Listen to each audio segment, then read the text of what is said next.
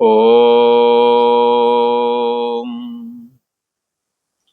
श्री योग वासिष्ठ के उपसम प्रकरण में श्री वशिष्ठ जी महाराज बोले, हे राम जी, प्रहलाद जी आत्म तत्व का अनुसंधान करते हुए कहते हैं कि हे दैत्यों, जैसे सूर्य का प्रकाश सब ओर से समान उदय होता है, कहीं कम ज्यादा नहीं होता है, उसी प्रकार से सर्व देश और सर्व देशों में से सब प्रकार के पदार्थ, हाँ, जैसे सूर्य का प्रकाश सब ओर से समान से उदय होता है, ऐसे ही सर्व देश पदार्थों का भंडार।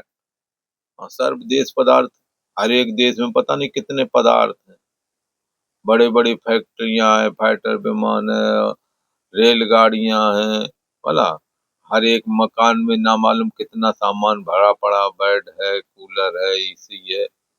तो सर्व देश में प्रहलाद जी क्या देखते हैं?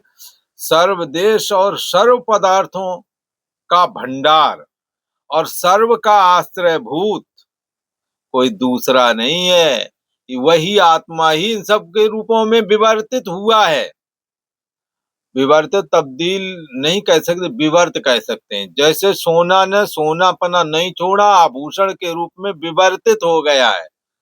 जैसे पानी ने अष्टुओ मातपना अपना नहीं छोड़ा और लहर तरंगे बन गया, ऐसे ही वह परम ब्रह्म परमात्मा जो सबके अंदर बुद्धि देश का साक्षी है, वह सारे देश बन गया।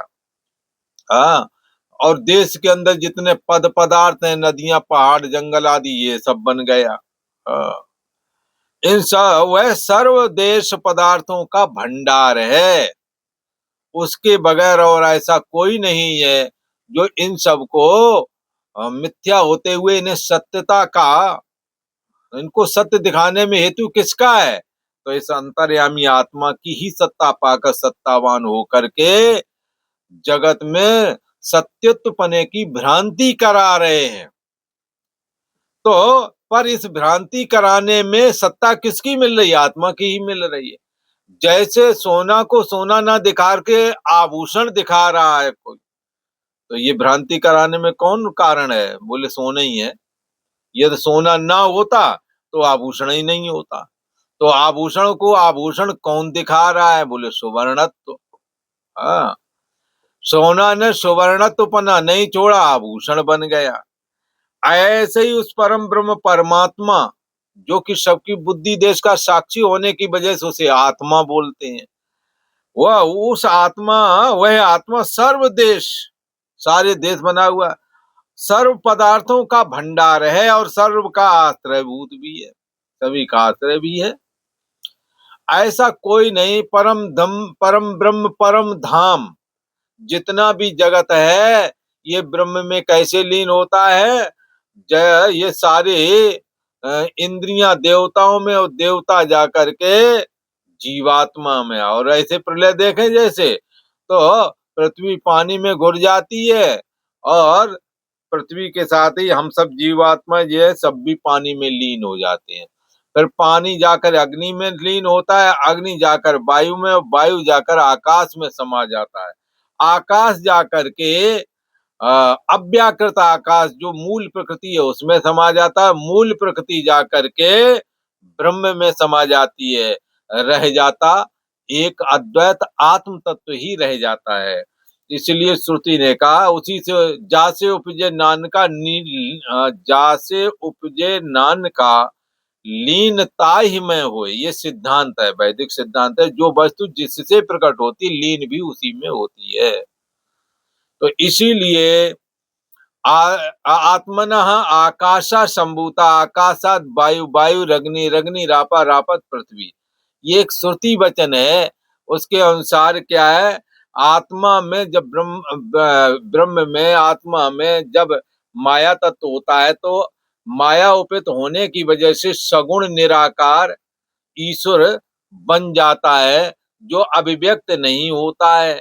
उसने संकल्प किया आकाश रूप शून्य, आकाश यानी शून्यता रूप धारण किया, और शून्यता में पूर्णा हुई जो वायु कहलाई, और वायु के घर्षण से अग्नि पैदा हुआ।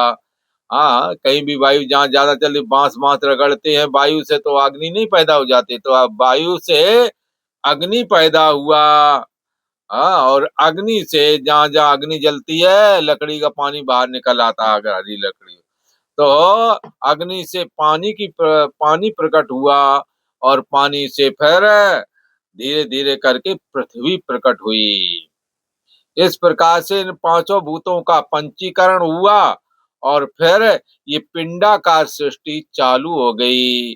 पहले संकल्प में ब्रह्मा जी संकल्प करके प्रकट करते थे, बाद में ब्रह्मा जी ने कहा ये मैं कब तक करता रहूंगा, मैथुनी सृष्टि चालू की, और मैथुन में थोड़ा आनंद जोड़ दिया, आभासित आनंद।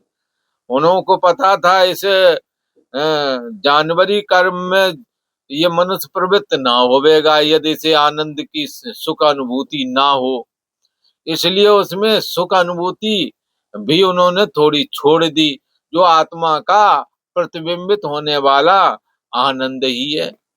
आत्मा का ही अपना आभासित आनंद है, जो विषय सुख में प्राप्त होता है। क्षण भर के लिए वृत्ति एकाग्र हुई, एकाग्र वृत्ति में ऐसा लगा ये आनंद, स्त्री को लगा पुरुष से आया, पुरुष को लगा स्त्री से आया, आनंद है अपना आपका आत्मा का ही, क्योंकि मन बड़ा विचलित था। और जब उसको इस तरह का जो आप चाहते थे मिल गया, तो कुछ समय के लिए रुक गया, तो उसी में सुख की अनुभूति हुई। कैसा सुख, शून्य रूप हो गए, एक निर्विकल्प स्थिति प्राप्त हो गई, थोड़ी एक क्षण के लिए, जरा सी देर के लिए। अब जा क्या कहें, एक आध मिनट के लिए हो जाए तो हो जाए, नहीं तो बाद में सब विक्षेप ही में तो होते हैं। ये शारीरिक संबंध, फिजिकल तौर पे सभी ये एक दूसरे से जुड़ते तो हैं ही हैं, पर कोई अमर हो गए हो, कोई मुक्त हो गए हो, या टेंशन खत्म हो गई, ऐसा तो है नहीं। बाद में वही चालू हो जाता है। परंतु उस समय भी जो सुख की अनुभूति हुई, वो ऐसे ही हुई जैसे कुत्ता सूखी हड्डी चबाता है, और चबाता है तो उसके चबाने से उसके मसूड़ों का ही रक्त निकलता है, और उसे लगता है कि ये आनंद हड्डी से ये आनंद हड्डी से आ रहा है, ऐसा उसे लगता है। ऐसे ही हम लोगों को भी लगता है ये अच्छा भोजन से आनंद आया है, ये हमारा बेटा बहुत दिनों बाद आया इसलिए आनंद की अनुभूति हुई है। हाँ, अच्छा पैसा मिलने लगा इसलिए, इज्जत मिल गई इसलिए, स्त्री मिल गई इसलिए, पुरुष मिल गया है इसलिए, अनुकूल मिल गया है इसलिए, प्रतिकूल मिला तो दुख भी होता है।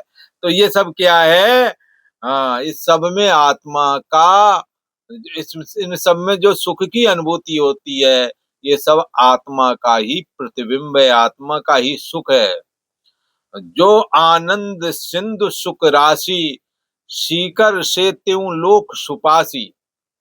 समुद्र में सीख डाल करके, ये जो झाड़ू वाली सीख होती है, वो डाल करके एक बूंद निकाल के रखो, ऐसे ही आनंदो ब्रह्मेति बीजानात, आनंद ही ब्रह्म है। उस आनंद सिंधु जो ब्रह्म तत्व है, जो आनंद का अनादि और अनंत ब्रह्मानंद है, उस ब्रह्मानंद की एक बूंद लेकर के बाहर रखें। ऐसे ही उस एक बूंद से, ब्रह्मानंद की एक बूंद से तीनों लोक आनंदित हो रहे हैं। इतना बड़ा प्रभाव है उसका कि एक बूंद के बराबर आनंद में ही तीनों लोग जो है आनंद ले रहे हैं। परंतु तत्वज्ञानी महापुरुष जब शरीर मन इंद्रियों से अपने को परे करके शुद्ध ब्रह्मानंद को प्राप्त कर लेता है, तो उसके आनंद की सीमा नहीं रह जाती। ततो न विजुषते, उसके छाती की जलन भी खत्म हो जाती है। ऐसा आत्मा विज्ञेया, जानना चाहिए। प्रहलाद जी कहते हैं कि सर्व पदार्थों का भंडार, सर्व देशों का भंडार, सर्व ब्रह्मांडों का भंडार वही है। कौन? शुद्ध चैतन्य सत्ता, जिसके लिए भगवान विष्णु ने उपदेश दिया था कि पूर्ण विश्रांति के लिए तो ब्रह्म तत्व के ही, अता तो ब्रह्म जिज्ञासा, ब्रह्म की जिज्ञासा करके ब्रह्म में विश्रांति लाभ प्राप्त करना ही एकमात्र शांति का उपाय है, विश्रांति का उपाय है। तो सर्व का आश्रय भूत वही है। त्रिकाल उसी में कल्पित होते हैं, वर्तमान, भूत और भविष्य, ये तीनों काल उसी में कल्पित हैं। जैसे अनुभव उसमें होता है तैसा ही तत्काल होकर के भाषित हो जाता है। आपके मन में जो होवेगा, आपका सपना वैसा ही तत्काल बन जाएगा। जो धन नहीं, तो धन, कई बार धन का अभाव है और सपने में धन देख लेते हैं, लगता है मेरे काश मेरे पास भी धन होता। ये आपकी परिकल्पना सपने में धन बटोरती हुई आपने आपको दिखाई देगी। जिनके विवाह नहीं हुए वो उन्हें दिखाई गया, लगता है हमारे कहीं जुगाड़ लग रही है शादी विवाह की, बोला। और जिनके हो चुके हैं वो कहते हैं, यार बगल वाले कह रहे थे कि इतने दिन हो गए भी कुछ हुआ नहीं, बोला। अब हुआ नहीं तो पत्नी बच्चे जो कोई वैसे टाइप के हैं तो उन्हें लगता है यार हमारे कुछ नहीं, अब बताओ। ऐसा कहते। अब पीछे जो बुढ़िया हैं, बोले सासू माँ की बहन जी और बुआ, ये कि नहीं चिंता सता जी कुछ हुआ नहीं अभी तक। तो अब ये इसमें फंस जाते हैं। हाँ, तो इससे फिर अब वो हो गया तो उसके बाद में फिर किसी तरह से अगर ये काम निकल गया, बढ़िया हो गया, तो बोलिए बच्चे और पढ़ने, वो पढ़ता नहीं है। अब ऐसा नहीं होता। समस्या का अंत कहाँ आता है? आपके अंदर जैसा होगा वैसे ही दिखने लगता है। अब बच्चों को बस सयाने हो गए तो चलो पढ़ गए, जॉब लग गए, अपना ब्याह सही से हो जाए, पता लगे यार। अब माताओं को बड़ा चिंता रहती, कहीं ऐसा ना हो हमारा लड़का हाथ भी हाथ हो जाए या लड़की हाथ भी हाथ हो जाए।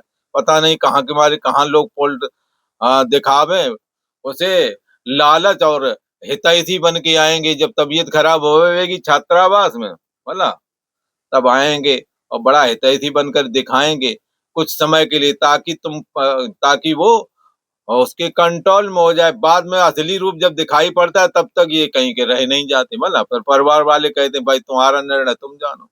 और फिर क्या होता है, फिर तो आपके यहाँ कहानी पता ही है, बहुत कुछ घटना हो जाती है।